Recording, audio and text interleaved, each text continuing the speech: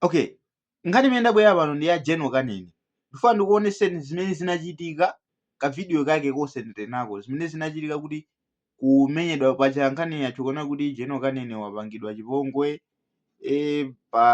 ali pa msonkhano watu ati ambiri simukuimvesa nkhani yake imene inayendera. So ineyi ndi video imene ndifuna ndikuoneseni imene zinakhalira kuyambira aupando aja sanabwere pakana atabwera pakana zonse zimene zimachitika imene amamukhapakha General Kanene zonsezo ndili nayo video yake ndikuonesani pompano tateni muonere. Oyimba wa ku Zambia odziwika bwino ndi dzina loti General Kanene wakhapidwa ndi zigawenga zimene zinabwera pa galimoto imene mukuyionayi. Zimenezo ndithu ni zigawenga zimene zinamulondola General Kanene kumalo amene amachitira kampeni. Mukudziwa bwino lomwe kunena kuti pakadali pano m'dziko la Zambia kukuchitika ndithu makampeni amene akukhozekera zisankho kuti asankhe ndithu ma president komanso ndithu ma MP ndi zina zotero.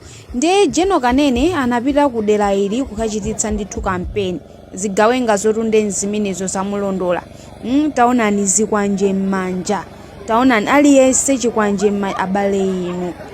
Taonani General Kanene amene akulumpha amene amenewo. Taonani anzake onse kuthawa amenewo ndi General Kanene amene ndithu amukhapa ndi pakadali pano akuti ali kuchipatala. Ndimenetu zayendera ndithu uku ku Zambia mutha kuona kuti naye wakamera anali paliwiro kuthawitsa moyo. Zinthutu zosakhala bwino ndimene ndithu zikuchitikira ku Zambia kumeneko. Ndale ndithu ndikanyama koyipa.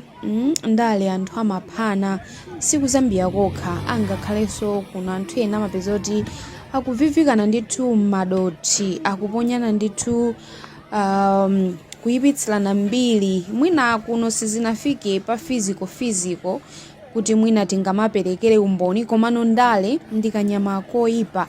Taonani ntchito agwira iwo pakadali pano anyamuka wautali.